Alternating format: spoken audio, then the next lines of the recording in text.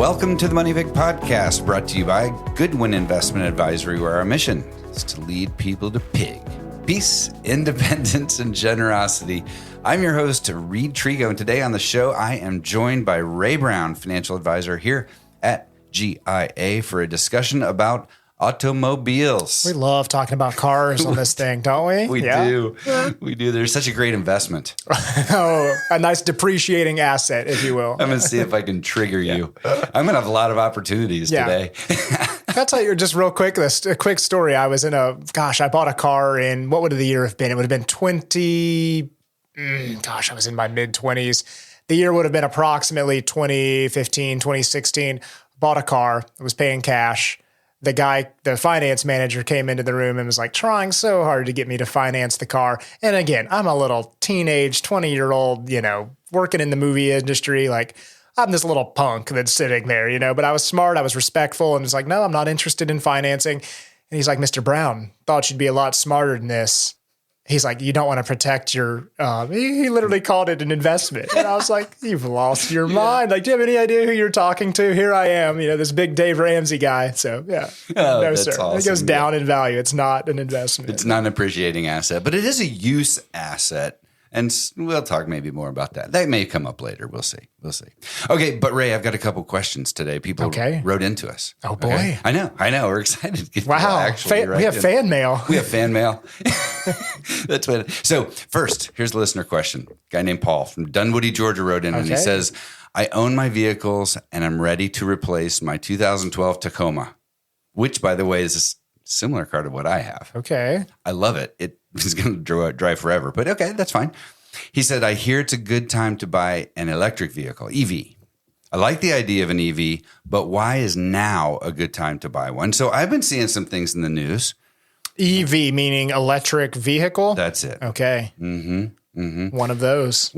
So yeah, I've seen some things in the news. What do you know about this? Well, it's funny. My cousin-in-law asked me, it was back late last year about, do those tax credits still exist? Because we all heard those, we live in Georgia. The state of Georgia had some incentives. There was some, I don't know if there was federal stuff prior. As of end of last year, 2022, it was all gone. Tax credits were kind of off the table. Electric vehicles was like a headline. It was big hype. A lot of people are interested. It's kind of taken, everyone's catching your interest. But those tax credits were wiped out. They were done. And now just here very recently, as we started kind of, thinking through this, there is new tax credits that are available. So I'm just pulling up so it's on the IRS website, actually. If you Google, they call it the new clean vehicle plan. It qualifies for cars that were purchased in 2023 or later. And so it's back. Those tax credits are back on the table. It's a federal tax credit. $7,500.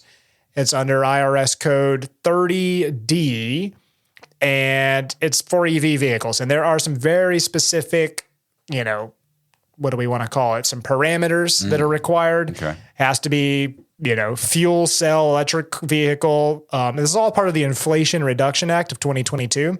Comes into play with all that, but there's AGI limits, so you can't make more than $300,000 as your modified adjusted gross income. That's for if you're filing jointly.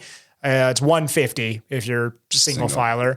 So it's worth checking out. It is a credit. So again, this is it's basically like a little coupon voucher. It's a gift card for the IRS is what I like to think of tax credits. There's deductions, which reduce your income that you're going to pay tax on. And then there's tax credits, which is literally a gift card. So you're getting a $7,500 gift card. It will reduce your tax bill by that amount. But it's a non-refundable credit, meaning that if you do your return and you pop this thing in there and the thing says, you're going to get back $8,000, you don't get that. It's going to be wiping you clean because that makes sense. Like you're paying, you're not getting any of the credit back. It will apply. It's a gift card. It's a gift certificate, if you will. Once you hand it over, there's no redemption. You don't get it. Right. You don't get your change. That's right. Yeah. Like the earned income tax credit, that is a refundable thing, right? That I believe so. Yeah, that's a tricky one. So there's some that are refundable and some that are non, but this is indeed a non-refundable one. So that means you're not going to get a big fat check if that's what you're expecting. Yeah. You'll get a credit for up to what you owe. Listen to me. showing off on taxes. Yeah, this quickly took a turn. My, how the turntables have turned. Yes, they have. The turntables did. Have you ever owned an electric vehicle? I never have. Okay. They're interesting, though. I think I see them. I'm like, these are sharp. They're fun. It's all the rage. Everyone's talking about them. Prices have come down. We saw a headline today. CNBC is saying, Tesla prices continue to drop. Again, the cousin-in-law that I mentioned, he was a little ticked when he bought the car, and then it's like, ooh, now it's like a Peloton. We bought the Peloton during COVID, and it's like, why did I pay double what my friend's paying right now? That's not too fair. Nothing has changed. Yeah. And so, I think supply demand, we are seeing the prices drop, which is great, I guess, if you're interested in buying one. I guess, and from an economic standpoint, at least what I learned in my major in college is as long as the government kind of props this up, then it is incentivizing people, but probably you're not getting that's not adding equity. You buy a $40,000 electric vehicle, you're probably, and you get $7,500 credit. Mm-hmm. You're really getting a $32,500 vehicle. And I don't know, somebody's benefit. The manufacturer gets the other $7,500, however that goes. And good, there's some jobs, but I don't know if we're getting who knows if we're getting the dollar return, the ROI on that. Yeah, this is a tricky one because I think there's this, as with all things personal finance, there's a psychology play to it. And so it's like the first question is, why are you interested in the electric car? Is it to get a $7,500 discount on it? Essentially, if you look at like the net cost after your tax bill. Deal. Yeah, versus, what is the true value in the car? And so if you think, Reid, to your point, if you go out and buy a $40,000 Tesla and you think that, all right, cool, now I'm getting that $7,500 credit. So, what you got to do, we got to reshape the way you think about this, in that you're paying $40,000 for a car, but the second that you get the keys, it's only worth $32,500. That, the $7,500 difference there is the tax credit amount. Mm-hmm. And why, you may ask? It's just simply because the fact that as soon as you drive off the lot, no one else that buys that vehicle from you is going to be eligible for that $7,500 credit. So it's instantly lost that value. You get the value, but you've overpaid for the car. Like, this is all baked into the pricing. The manufacturer is able to charge more, knowing that you're going to get an immediate $7,500 credit, but now it's less when you go turn around. Does it matter, though? If you're not planning on selling the car, you could say, who cares? And so that is also part of the mental equation. That's right. You just said that way better than I tried to. Oh, so thank you. Hey, that's why I'm here, I'm just kidding. That's right. Right. I appreciate it. Anything else on the EV question? I don't think so. Back to the listener said he owns a bunch of cars, he two cars. A couple vehicles. A couple. Yeah. Okay, yeah. I mean, I think it goes down to, why do you want it? And are you paying? Certainly hope you're paying cash for it. If you're selling those other cars and you want to get into this EV thing, it's a craze. The values are dropping. All cars depreciate in value. Anything with wheels depreciates in value. We're careful to remind folks not to call this an investment. It is simply means to get you from point A to point B. No car goes up in value. That's right. So, yeah. Great. Okay. Second question. Now the interest rates have risen.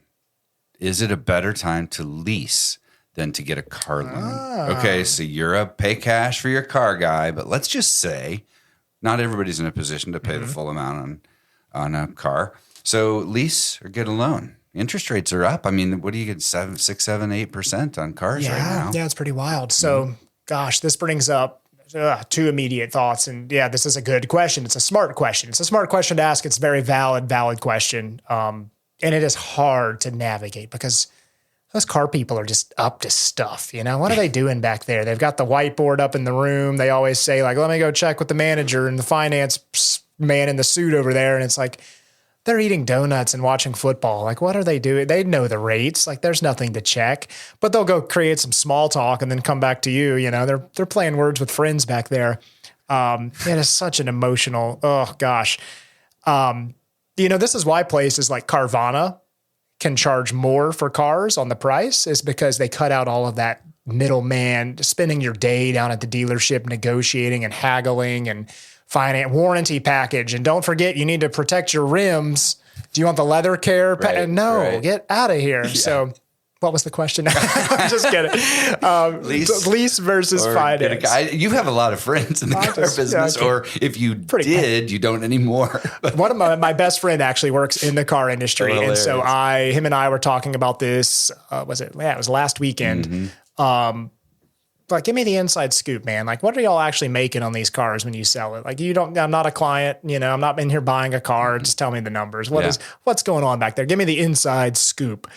And I asked him, I flat out said, like, are y'all doing many leases? Are you first of all, my first question is, hey, times are crazy. How are you doing? Are you selling any cars? Like, no one's buying cars right now. And we came out of a time where it was the COVID stuff going on, where there was nothing on the lot. Yeah. And my buddy would tell me, he's like, why am I here today? We've got 11 cars on the lot. People are coming in to buy cars. We don't even have cars to give them. It's just a nightmare. You're going to pre-order your car and wait. So we've had manufacturing issues. Now we've got inventory is caught up, but now I used to be able to afford a car in the $30,000 range, but not in today's interest rate environment. That adds $200 extra a month. We can't do that. No different than buying a house. You can't afford the same size house you could have 2 years ago, so. That's interesting. The moral of the story is, where I was going with that, is that lease prices, under no circumstance would I ever recommend a car lease for someone that's trying to get the best deal. Got it. That's my disclaimer. If you're trying to get the best deal, a lease would not be for you. If you're an executive and you have no debt and you're earning a lot of money and you love the art of having a fresh, new, clean car and you like having that and you understand that you're willing to pay a premium for that, then by all means have at it. Do you buy your shampoo at Target versus Walmart? Target's a little cleaner, a little nicer on the inside, but you pay a little more. And if you can afford to pay 20 cents more for it, you go there and get it. You're fine with that. That's the logic. Yeah. So I think this is related. I was talking to my brother yesterday who just upgraded. He got a new truck and he bought a new, which, okay, that's good. He can do that. That's fine. But he was telling me that he went in and they said, are you going to finance this? He's like, well, I don't know. Tell me the deal. So the finance guy comes back in and says, have I got a great deal for you? And my brother's like a hunter, bearded guy. He's like, I'll be the judge of that. Oh, boy. But basically the deal was, 7 and something percent on this price, but we can knock off whatever $5,000, $10,000 or whatever, and get you 3.75% or whatever. So he was going to offered him to buy down the rate. Yeah. Wow. That seems great.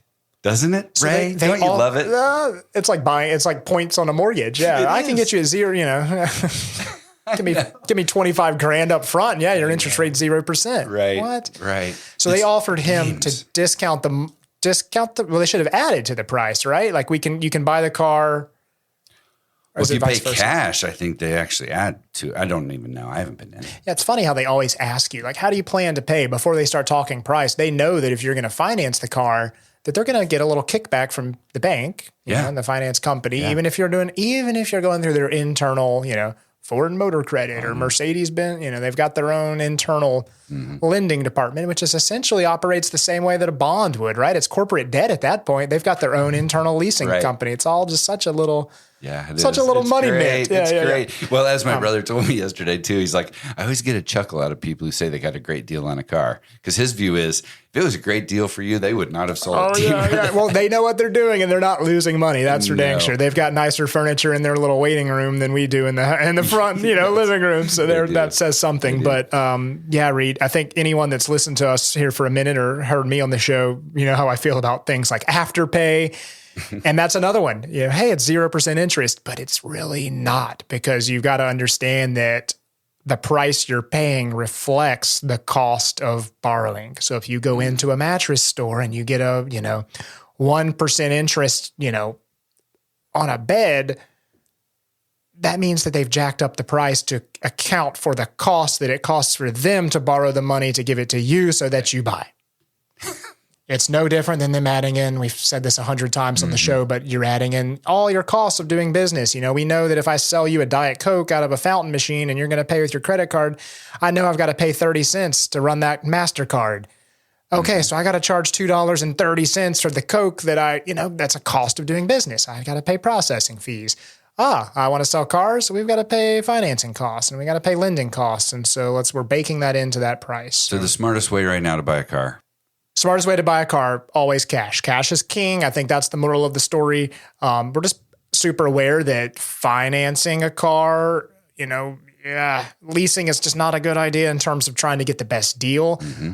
Yes, interest rates are up, so it's going to cost you more per month right now to lease a car, to finance or to buy a car with a loan. And in the same sense, leasing would cost more in the same environment. Again, they're kind of hand in hand. Like the dealership's not going to take a loss. Your monthly price you pay to lease is going to be this, it's going to be equivalent. It's also going to be affected and adjusted by the current interest rates. Awesome. So. Well, great. Hey, and this is a good discussion. Great questions that came in and very thoughtful. And these are things that sometimes we should revisit, right? That's a great question. Should interest rates change? The economic environment change? Should I be thinking about something a little differently? A great example is cash makes money now. Cash makes 5% now, right? Yeah. You wouldn't have thought about this 3, 4, 5 years ago. We're talking about CDs right now in meetings with clients, and it's like, that's not something you'd ever thought you'd be saying. But like, here we are saying, let's put your emergency fund into some cash. The 1980s are back or something like that. Yeah. So, but as financial advisors, we manage and rebalance portfolios, but the unique value that we offer is that we work to understand our clients' individual goals so we can have these types of actual good planning conversations around their finances because it's all so personal and unique to each individual. Thanks again, Ray, for being with us. Thanks for having me. It's always a great time. Right on. Thanks for listening. We'll see you next time. The Money Pick podcast is hosted by Reid Trego, a financial advisor at Goodwin Investment Advisory. This podcast is intended to share information and perspectives, but should not be interpreted as legal, financial, or tax advice. The opinions shared by participants are not necessarily endorsed by the company. Goodwin Investment Advisory is regulated by the SEC, and the company operates in compliance with applicable securities laws and regulations.